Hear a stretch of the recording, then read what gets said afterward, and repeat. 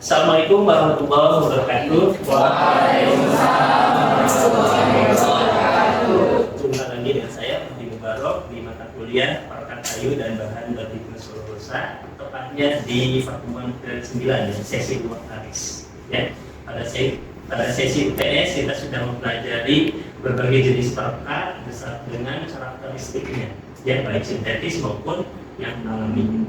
Ya.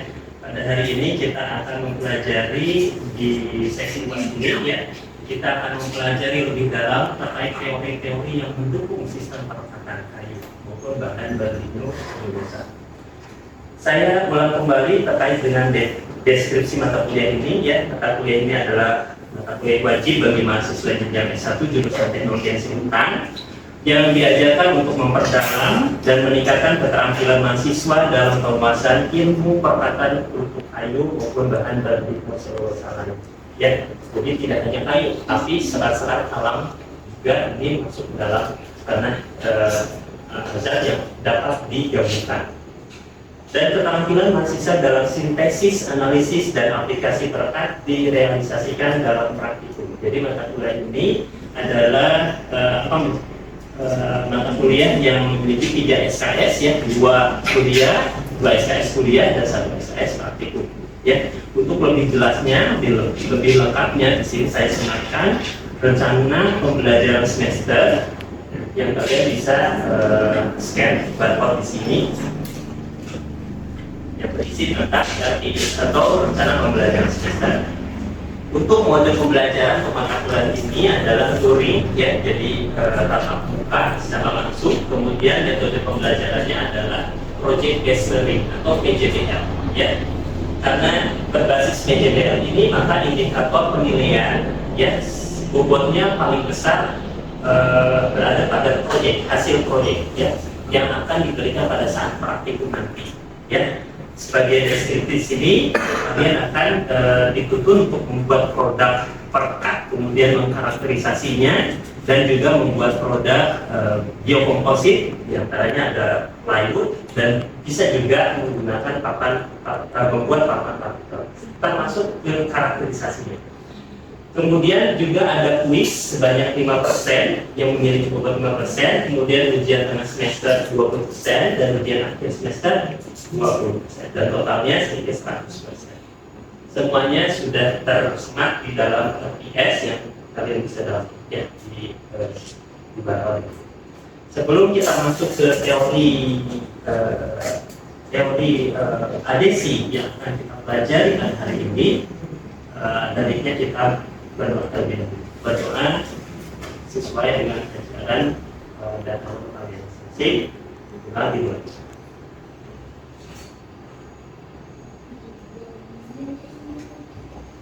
Setelah selesai, seperti biasa kalian dapat mengisi absensi, ya, kehadiran kalian. Bagi yang sudah memiliki aplikasi ITB Mobile for Students, kalian boleh langsung mengisinya absensinya dalam aplikasi tersebut. Apabila yang belum, bisa scan barcode absensi di sini, ya. Sebelum kita masuk ke dalam teori adesi yang lebih dalam, mungkin saya akan bertanya, ada di antara kalian yang tahu tentang adesi? Pak, ini Bapak, menurut saya sendiri teori adesi itu dua zat yang disatukan, tapi jenisnya berbeda. Jenisnya berbeda. Oh, Jenisnya sama. Oh, itu tadi betul, ya. Jadi betul. Jadi teori adesi ini adalah, ya. Jadi adesi sendiri, ya. Ini pelajaran kimia atau fisika nih? Kimia. Ya, fisika. Fisika, ya.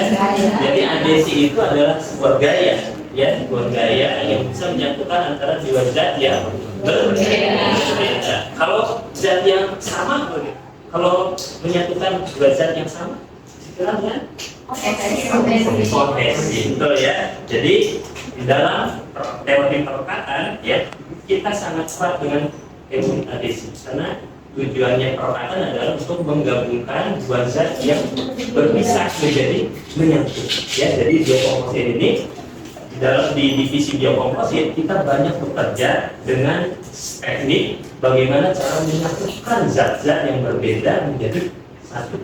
Jadi sebuah kesatuan yang solid ya. Jadi masuk ke dalam teori adhesi bahwa ini CPNK dulu ya, capaian pembelajaran mata kuliah terlebih dahulu.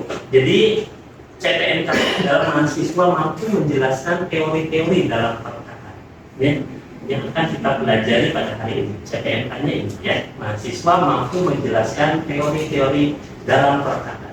Kemudian sub CPNK-nya, mahasiswa memahami teori adhesi mekanik, kemudian mahasiswa memahami teori adhesi spesifik dan teori ikatan kovalent. Berikut ini adalah pustaka yang menjadi acuan dalam mata kuliah ini. Masuk ke teori adhesi secara umum ya. Jadi menurut teori adhesi, perkataan itu memiliki tahapan ya. Ada 5 tahap dalam perkataan itu. Yang pertama adalah sistem flowing. Perekat mengalir lateral membentuk lapisan pilar. Jadi artinya si perekat ini beberapa contoh perekat ya. Perekat komersial yang namanya dagangnya kronik. Kemudian ada lagi perekat industrial. Ini sosial. Ya, jadi kita beli di industri secara langsung. Dan juga perekat industrial yang dikenal dengan urea formaldehyde yang biasa digunakan untuk pembuatan produk lain atau papan kayu lapis ya, laundry press ya. Nah di sini dalam teknik perekatan dikenal dengan sistem flowing. Jadi si perekat itu mengalir seperti itu. Jadi artinya si perekat itu dilabur dulu ya, di laboratorium. Kemudian tahapan berikutnya adalah transferring. Kita menyatukan dua zat yang berpisah. Ya, berarti di perekat yang sudah dilabur di sini harus dipindahkan ke sini, harus ditransfer ke sini ke pemandunya yang akan digabung. Kemudian penetrasi. Artinya si perekat ini akan masuk ke dalam pori-pori kayu. Kita ketahui bahwa kayu itu adalah materi berpori, ya. Jadi ketika perekat itu masuk ke dalam pori, itu dikenal dengan penetrasi atau penetrating, ya. Kemudian selanjutnya adalah wetting atau pembasahan. Pembasahan itu sangat penting karena perekat itu akan menyebar ke dalam pori-pori dan sekitarnya, ya. Ketika dia masuk ke dalam pori, kemudian dia akan membasahi pori-pori tersebut di sekitar pori-pori tersebut. Dan ini akan membantu mendukung teori-teori yang akan kita pelajari berikutnya. Dan terakhir adalah solidifikasi atau pembentukan padatan, memadat, ya, perekatnya jadi memadat, ya, sehingga dia menjadi yang tadinya bergerak masih bisa digeser-geser menjadi menjadi solid. Nah ini tahapan perekatan. Nah secara garis besar teori adhesi ini dibagi terdiri dari 5 teori. Yang pertama adalah teori adhesi mekanik, kedua teori adhesi spesifik, ketiga teori difusi, keempat teori elektrostatik, dan yang terakhir ikatan. Nah kita coba masuk ke teori adhesi mekanik. Yang menurut teori adhesi mekanik, si perekatan itu terjadi apabila adanya aksi bersih kunci antara perekat dan si rekat. Perekat itu perekat, si rekat itu zat yang akan direkat, seperti kayu atau serat. Ya, kita kenal si rekat atau adheren. Ya, jadi menurut teori mekanik adhesi mekanik, si perekat itu akan membentuk perekatan akan terjadi apabila terjadinya aksi bersih kunci perekat di dalam si pori-pori atau celah-celah ketidakberaturan dari si perekat. Ya, kita lihat di sini ada lautan adhesi, lautan perekat. Sedangkan di sini yang putih ini adalah sebagai contoh dari serat-serat kayu. Ya, kalau kita lihat pakai mikroskop, ya, akan terlihat serabut-serabutnya, ya, serat-serat kayu akan terlihat. Ya. Nah itu akan membantu proses perekatan atau perekatan terutama teori adhesi mekanis. Ya. Jadi ini adalah substrat yang berpori, perekat dia akan mengalir ke dalamnya dan kemudian mengeras, ya. Nah, di sini berkaitan dengan porositas tentunya, ya. Kemampuan perekat masuk ke si rekat, ya. Kalau dia porositasnya tidak cukup, maka kemampuan perekat masuk ke si rekatnya akan berkurang. Jadi kalau si kayu itu dia porositasnya kurang besar, kurang cukup lah ya, maka dia kemampuan untuk bisa merekatnya berkurang, sehingga kekuatan daya rekatnya pun dia akan berkurang.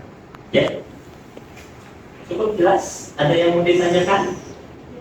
Kira-kira di dalam kehidupan sehari-hari teori adhesi mekanis ini kalian dapat temukan ada kondisi apa? Ikan? Iya Pak. Kalau saya ini Pak, pada saat penambahan ban motor saat bocor.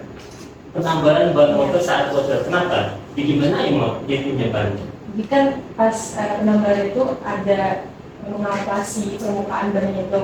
Nah itu kan membuat permukaan jadi kasar. Oke. Nah itu nanti juga jadinya ada aksi bersih kuning di situ yang membuat si bannya itu yang ditambah itu lebih presisi dan yang lebih kuat, jadi nggak ada gelembungnya atau celah yang masuk. Betul ya, betul sekali. Ini salah satu contoh konstruksi kehidupan sehari-hari yang berkaitan dengan teori adhesi mekanis. Jadi si perekat itu dia daya rekatnya diperkuat dengan adanya sistem pengamplasan si ban dalam ya, ban dalamnya menjadi kasar sehingga si perekat itu bisa mencangkrak kuat. Ya. Oke, bagus buat ikan. Kemudian ini juga di dalam kayu kita kenal adanya lumen. Ya, nah itu si perekat itu dia bisa masuk ke dalam lumen juga ya. Dan lumen dan ketika dia mengeras dia akan mengunci, jadi bersih kunci di sini. Dan tentunya adhesi mekanis ini akan berkaitan dengan kekasaran dari permukaan. Ya, memang betul. Jadi salah satu contoh di kehidupan sehari-hari ban yang tadinya bocor itu kita amplas dulu untuk ditambal ya dengan baik. Kemudian masuk ke teori adhesi spesifik. Ya, teori adhesi spesifik kita kenal di sini adalah gaya intermolekul dan gaya interatom. Jadi dalam perekatan itu sangat dipengaruhi juga oleh teori adhesi spesifik. Ya, teori adhesi spesifik ini didukung karena adanya gaya intermolekul dan gaya interatom. Kira-kira ada yang tahu gaya intermolekul itu seperti apa atau gaya interatom itu seperti apa? Sebagai contohnya apa? Ada tahu? Gaya intermolekul?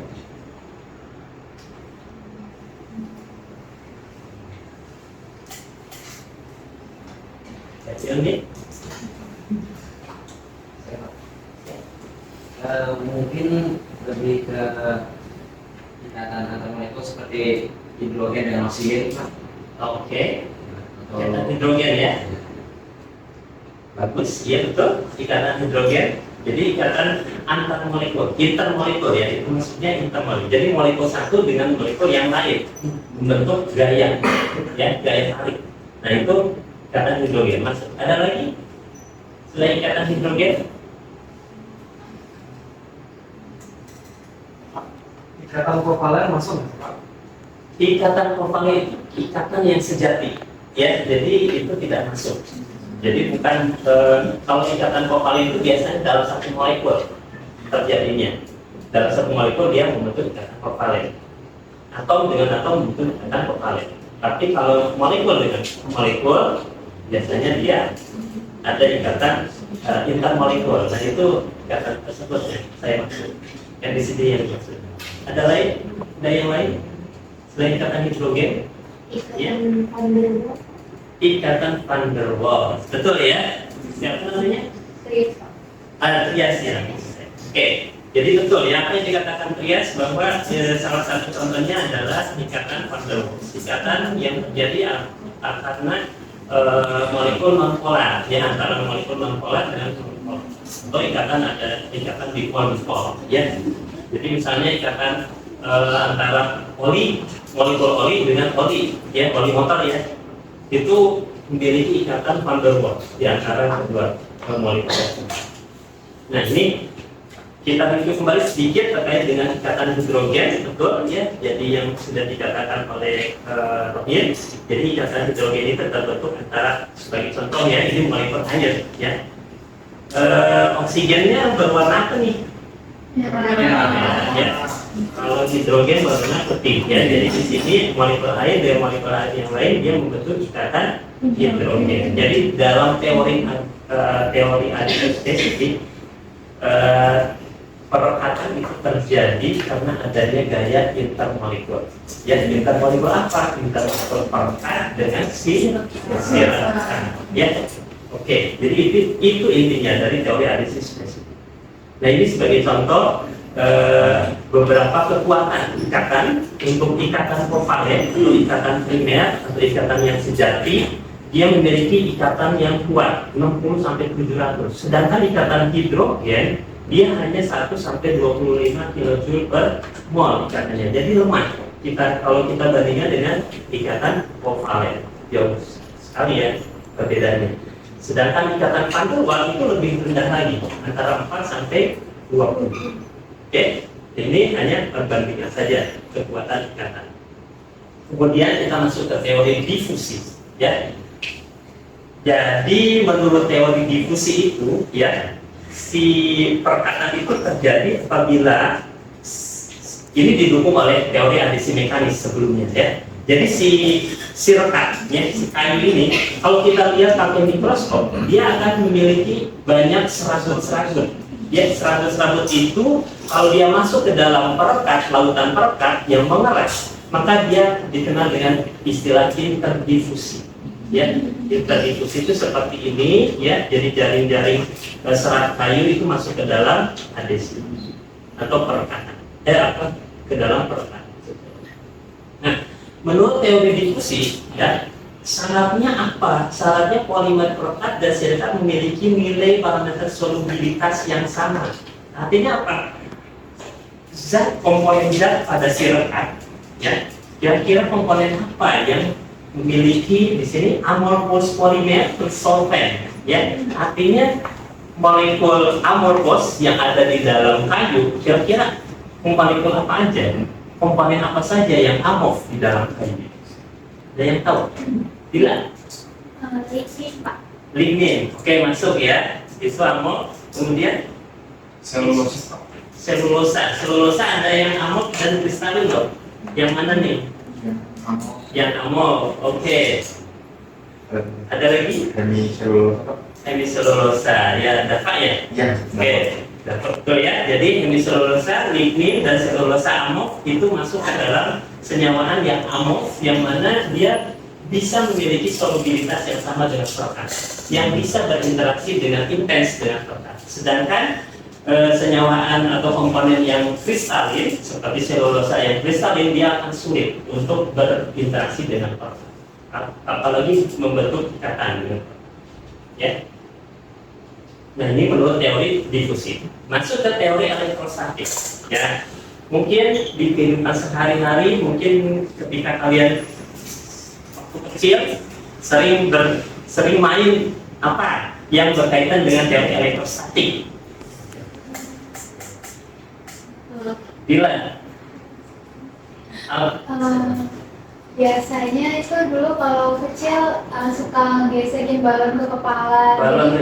Jadi ketika ditarik rambutnya ikut tertarik ya. Oke, betul ya, itu salah satu contohnya. Jadi balon ketika digesek-gesek ke rambutnya dia akan tertarik juga. Nah, itu salah satu teori elektrostatik. Di dalam perekatan juga ini sangat mempengaruhi juga ya. Pada saat kita proses merekat, ya, elektrostatik akan terjadi permisahan muatan. Ya, semakin terjadi permisahan muatan, maka dia daya rekatnya pun akan semakin baik. Ya, proses perekatannya semakin baik. Oke, lalu kita masuk ke teori yang terakhir, yaitu teori ikatan kovalen. Nah, ada yang tahu ikatan kovalen? Tadi sudah disebutkan Hansi. Ada kenapa ikatan kovalen? Menurut Hansi apa ikatan kovalen? Jadi ikatan kovalen itu adalah ikatan pada satu molekul aja, Pak. Pada satu molekul. Ya. Contohnya Contohnya itu air. air. Jadi antara apa dan apa? H dan O. Nah, betul ya. Antara H atau H dan atom O, dia membentuk ikatan kovalen. Ya, ada lagi contoh yang lain ikatan kovalen. Ayo kita review kimianya bisa FPP ataupun di SMA. Ya, Bella?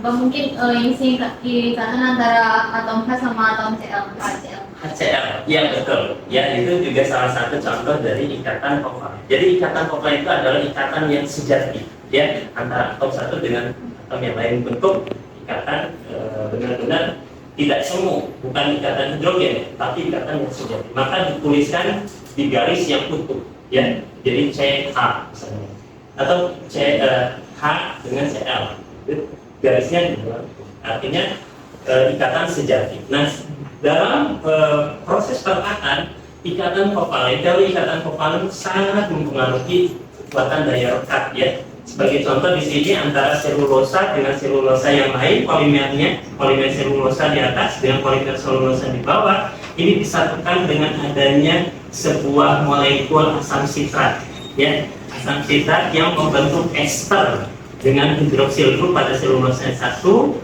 dan selulosa yang lain, sehingga dia menjadi satu, ya, emulsifier lah ibaratnya, ya, dia menyatukan antara selulosa yang pertama dengan selulosa yang kedua, sehingga menjadi bergabung, ya, membentuk ikatan yang sejati, ikatan kovalen.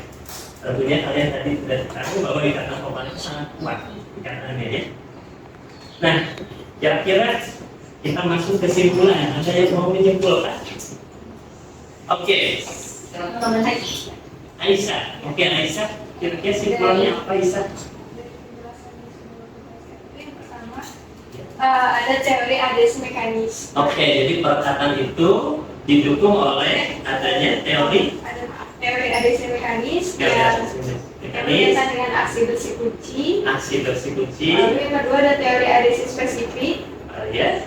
Dan contohnya itu ada ikatan hidrogen dan van der Waals. Oke. Lalu yang ketiga ada teori Difusi, ikatan interdifusi, ya, tadi. difusi. Oke, yang solubilitas yang sama. Ada teori Elektrostatik, ya, jadi perbedaan muatan antara sirkat dan perkan, ya. Yang terakhir ada teori Ikatan kovalen yang terakhir, betul ya. Jadi siapa? Aisyah, terima kasih ya atas simpulannya. Jadi betul, jadi perkataan itu, ya, teknik perkataan itu didukung oleh teori yang mendukungnya. Di antaranya adalah teori adhesi mekanis, adhesi spesifik, adhesi teori difusi, teori elektrostatik, dan ikatan kovalen. Ya, kesimpulannya betul apa yang sudah dikatakan yang oleh Aisyah. Sebagai evaluasi kita coba dulu, ya. Silakan di scan. Nanti kita coba lihat hasil reviewnya. Baik, demikian untuk mata kuliah, untuk materi yang dapat saya sampaikan pada hari ini. Kurang lebihnya saya mohon maaf. Saya tutup. Assalamualaikum warahmatullahi wabarakatuh. Waalaikumsalam warahmatullahi wabarakatuh.